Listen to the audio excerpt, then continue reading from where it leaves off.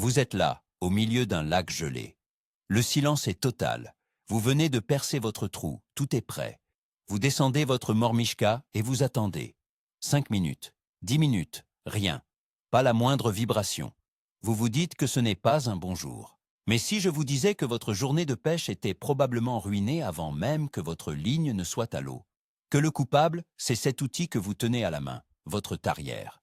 Dans cette vidéo, on va découvrir ensemble pourquoi la façon dont vous percez la glace est la raison numéro 1 pour laquelle le poisson déserte votre secteur. Et je vous promets que ce que vous allez apprendre va changer votre approche de la pêche blanche pour toujours. Alors, une question simple pour commencer. Pensez-vous vraiment que les poissons sont sourds au vacarme que vous faites juste au-dessus de leur tête? Laissez votre avis en commentaire, on en reparle à la fin. Pendant des années, la tradition a été simple. On arrive, on trouve un spot, on perce et on pêche. Le bruit de la tarière, surtout les modèles thermiques, c'est presque une musique familière de l'hiver.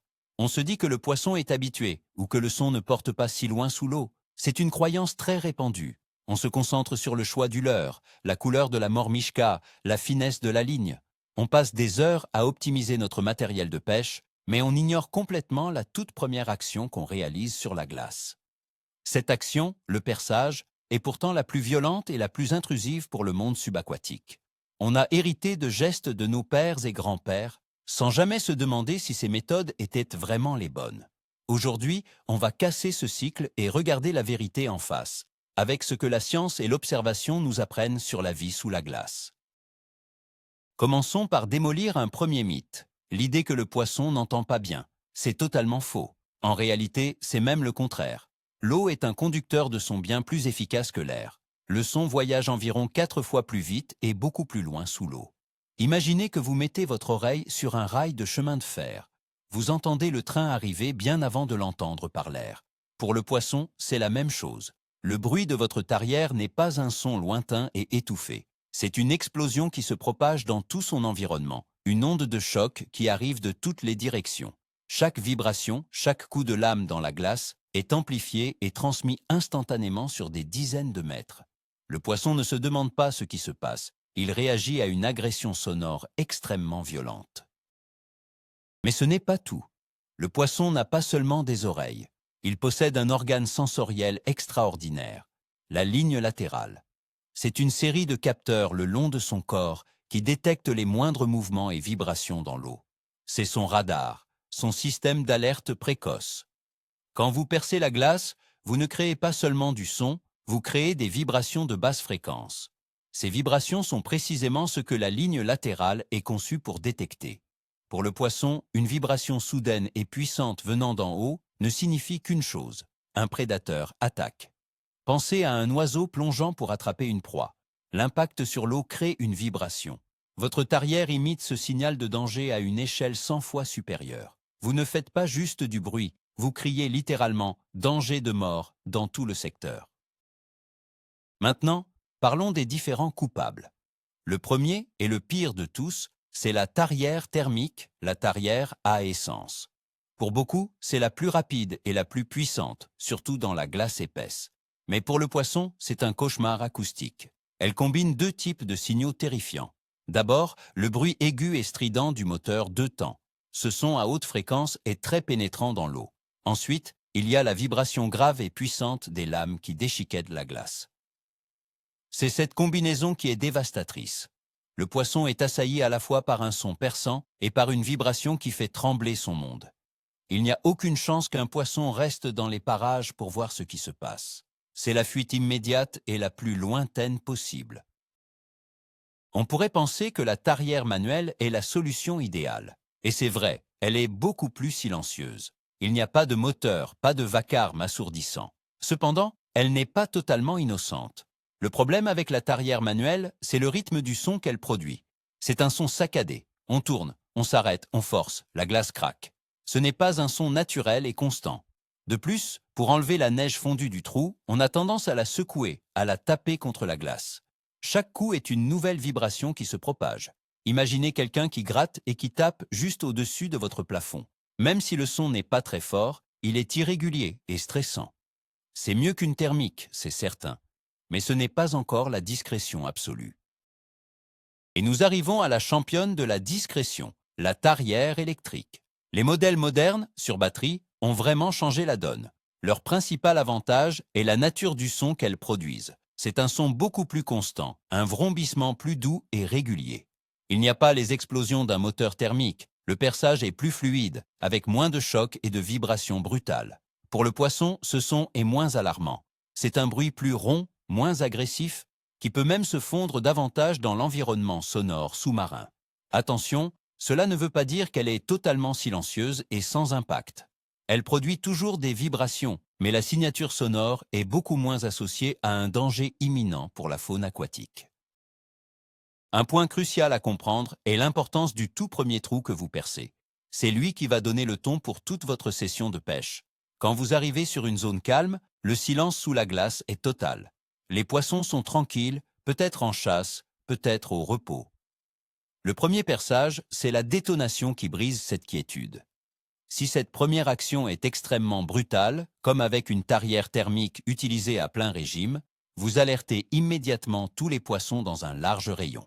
Vous venez de leur apprendre que cette zone est devenue dangereuse. Même s'ils reviennent plus tard, ils seront beaucoup plus méfiants et sur leur garde. Le premier trou doit être fait avec le plus de soin possible, car il conditionne tout le reste. Visualisons ce qui se passe au moment précis où les lames de la tarière touchent la glace. C'est le moment le plus critique. Beaucoup de pêcheurs posent la tarière et mettent les gaz à fond d'un seul coup. L'impact initial est comme un coup de marteau. Cette onde de choc est la plus puissante de tout le processus de perçage. C'est elle qui fait fuir instantanément les poissons les plus proches. Une bien meilleure technique consiste à commencer en douceur. Si vous avez une électrique, commencez à faire tourner la mèche juste avant de toucher la glace et posez-la délicatement. Avec une thermique, démarrez avec un filet de gaz. L'idée est de commencer à gratter la glace plutôt que de la frapper. Ce simple changement réduit considérablement l'onde de choc initiale et l'effet de panique. Une autre erreur très courante se produit juste à la fin du perçage. Le trou est fait, mais il est plein de glace et de neige fondue. Quel est le réflexe? Donner plusieurs grands coups d'accélérateur en montant et descendant la tarière pour vider le trou. C'est une catastrophe acoustique. Vous recréez de multiples impacts et vibrations alors que le trou est maintenant ouvert, ce qui transmet le son encore plus directement dans l'eau. C'est comme sonner la cloche pour dire au dernier poisson hésitant de partir au plus vite. Vous anéantissez tous les efforts de discrétion que vous auriez pu faire pendant le perçage. Le nettoyage du trou doit se faire par un autre moyen, beaucoup plus silencieux. Alors, comment vider le trou correctement? C'est très simple. Une fois que la tarière a percé toute l'épaisseur de la glace, coupez le moteur ou relâchez la gâchette. Ensuite, remontez la tarière d'un mouvement lent et continu. La spirale de la mèche va extraire une grande partie de la glace. Le reste, vous l'enlevez avec une écumoire, une simple louche à glace. C'est un geste silencieux qui ne crée aucune vibration. Vous passez d'un nettoyage bruyant et violent à une opération quasi inaudible pour le monde subaquatique. Ce petit détail peut faire une différence énorme. Vous avez fait un trou propre sans créer une deuxième vague d'alerte. Le calme revient beaucoup plus vite sur votre zone. Si vous prévoyez de pêcher sur plusieurs trous ou de vous déplacer un peu, il y a une stratégie à adopter. Ne percez pas un trou, pêchez, puis percez-en un autre à 10 mètres. C'est la meilleure façon de faire fuir le poisson en permanence. La bonne stratégie est de percer tous les trous dont vous pensez avoir besoin pour les 2 ou 3 prochaines heures, en une seule fois, au tout début de votre session. Percez votre série de trous, puis éloignez-vous de la zone. Allez préparer votre matériel, boire un café. Laissez la zone se reposer. Ce temps de pause est essentiel. Il permet aux vibrations de se dissiper et aux poissons qui ont fui de revenir doucement par curiosité. Combien de temps faut-il attendre? C'est la grande question. Il n'y a pas de chiffre magique, mais une bonne règle de base est d'attendre au moins 15 à 20 minutes après avoir percé votre dernier trou. Oui, ça peut paraître long, surtout quand on est impatient de commencer. Mais cette attente est un investissement. Elle permet au calme de revenir. Les poissons les plus craintifs ne reviendront peut-être pas, mais les plus curieux et les plus actifs, si. Ils vont revenir voir ce qui a causé tout ce remue-ménage. Si à leur retour tout est calme, ils baisseront leur garde. Si vous plongez votre ligne immédiatement après le perçage, vous la présentez à des poissons en état d'alerte maximale. Ils ne mordront jamais. Il faut aussi comprendre le concept de la zone morte. C'est le rayon immédiat autour de votre trou, disons 1 ou 2 mètres. C'est la zone qui a subi le plus gros de l'onde de choc. Les poissons qui se trouvaient là ont été les premiers à fuir et seront les derniers à revenir. Une erreur classique est de pêcher directement à la verticale, juste sous le trou. Souvent, il vaut mieux laisser un peu de fil et laisser votre leurre s'éloigner de quelques mètres du centre de la perturbation. Explorez les bords de cette zone morte. C'est là que les poissons curieux, revenus après la panique initiale, vont probablement se tenir, observant la situation à une distance de sécurité. Pêcher un peu décalé peut radicalement augmenter vos chances. La prochaine fois que vous irez à la pêche, prenez 5 minutes pour observer les autres. Vous verrez souvent 2 types de pêcheurs. Ceux qui arrivent démarrent leur grosse tarière thermique, percent 10 trous en faisant un vacarme d'enfer et s'installent immédiatement. Et puis vous verrez le pêcheur plus discret, peut-être avec une électrique ou une manuelle, qui perce ses trous calmement, qui s'éloigne un moment et qui commence à pêcher en silence. Observez qui, à la fin de la journée, a le plus de succès. Très souvent, ce ne sont pas les plus bruyants. La discrétion paie toujours à la pêche, et cela commence bien avant que le fil ne soit dans l'eau. C'est une leçon que l'on apprend par l'observation. Si vous avez une caméra sous-marine, voici une expérience fascinante à faire. Trouvez une zone où vous pouvez voir du poisson. Ensuite, demandez à un ami de percer un nouveau trou à 20 ou 30 mètres de là avec une tarière thermique. Regardez la réaction des poissons sur votre écran. Vous verrez une panique instantanée. Ils vont se figer une seconde, puis partir dans toutes les directions. C'est une preuve visuelle et irréfutable de l'impact de votre perçage. Voir cette réaction de vos propres yeux est souvent ce qui convainc les pêcheurs les plus sceptiques. Vous ne spéculez plus, vous constatez. Le bruit que vous faites n'est pas anodin, c'est un événement cataclysmique pour eux. L'épaisseur de la glace joue également un rôle. On pourrait croire qu'une glace très épaisse étouffe mieux le son. C'est en partie vrai, mais elle change aussi la nature des vibrations. Une glace fine et dure transmet des vibrations très nettes et aiguës. Une glace épaisse, surtout si elle est recouverte de neige, va davantage absorber les hautes fréquences, mais les vibrations de basse fréquence, celles que les poissons ressentent avec leurs lignes latérales, passent toujours très bien. Ne vous fiez donc pas à l'épaisseur de la glace pour justifier un perçage bruyant. Le danger est perçu quelle que soit la profondeur de la couche de glace. La prudence est toujours de mise. La couche de neige sur la glace est votre meilleur allié pour la discrétion. La neige est un excellent isolant phonique. Elle absorbe une grande partie du bruit aérien de votre moteur et étouffe les vibrations de surface. Si vous avez le choix entre percer sur une zone de glace noire et nue et une zone recouverte de 20 cm de neige, choisissez la neige. De plus, marchez doucement. Vos pas sur la glace, surtout avec des bottes à crampons, créent aussi des vibrations. Soyez un fantôme sur la glace. Chaque bruit que vous évitez est une chance de plus de ne pas alerter les poissons qui se trouvent sous vos pieds. Pensez à votre approche globale, pas seulement au perçage. Un autre aspect sonore à considérer est celui des objets qui tombent sur la glace. Votre boîte de pêche, votre thermos, une pince. Chaque objet qui tombe, surtout près du trou, envoie une onde de choc directement dans l'eau. C'est comme taper sur un tambour. Une fois que vous avez percé et que vous attendez que la zone se calme, le silence est votre meilleur outil.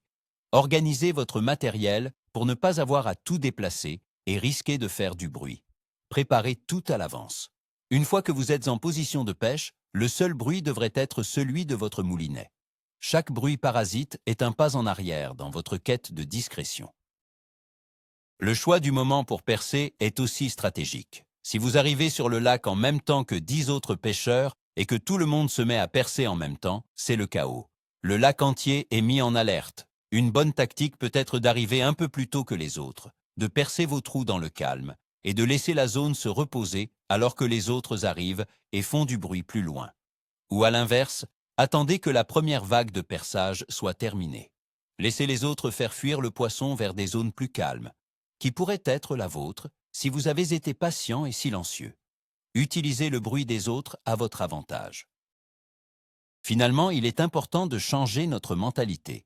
La tarière n'est pas juste un outil pour faire un trou. C'est le premier contact que nous établissons avec le monde sous-marin. Ce premier contact peut être une introduction douce et discrète, ou une intrusion violente et terrifiante. Tout dépend de notre équipement et de notre technique. Arrêtons de penser que la pêche commence quand le leurre est dans l'eau. La pêche commence au moment où l'on pose le pied sur la glace. Chaque action compte. Le respect de la quiétude du lieu n'est pas seulement une question de politesse envers les autres pêcheurs, c'est une stratégie de pêche fondamentale. Pour résumer le problème, ce n'est pas juste le bruit. C'est une signature de danger très spécifique. La combinaison d'un son aigu de moteur, d'une vibration grave de forage et d'une onde de choc initiale imite parfaitement l'attaque d'un grand prédateur venant du ciel. Le poisson est génétiquement programmé pour fuir ce type de signal sans réfléchir. Il n'attend pas de voir si c'est un pêcheur ou un balbuzard. Il disparaît. Comprendre cela, c'est comprendre que notre premier geste de pêcheur peut être celui qui annule toutes nos chances de succès avant même d'avoir commencé. Le choix de la tarière et la manière de l'utiliser sont donc aussi importants que le choix du leurre. Alors, voilà le fin mot de l'histoire. Le moment où tout bascule, ce n'est pas de réaliser que votre tarière fait du bruit. Ça, on le savait tous. Le vrai déclic, c'est de comprendre que ce bruit et ces vibrations ne sont pas juste un dérangement, mais qu'ils sont interprétés par le poisson comme une attaque mortelle imminente. C'est un signal de panique. Chaque fois que vous démarrez une tarière thermique à plein régime, vous videz activement votre zone de pêche. Vous faites exactement le contraire de ce que vous voulez. Cette simple prise de conscience peut transformer radicalement vos futures sorties. Vous ne verrez plus jamais votre tarière de la même façon. Ce n'est plus un simple outil, c'est un instrument qui demande de la finesse et de la stratégie. Merci beaucoup d'avoir regardé cette vidéo jusqu'au bout.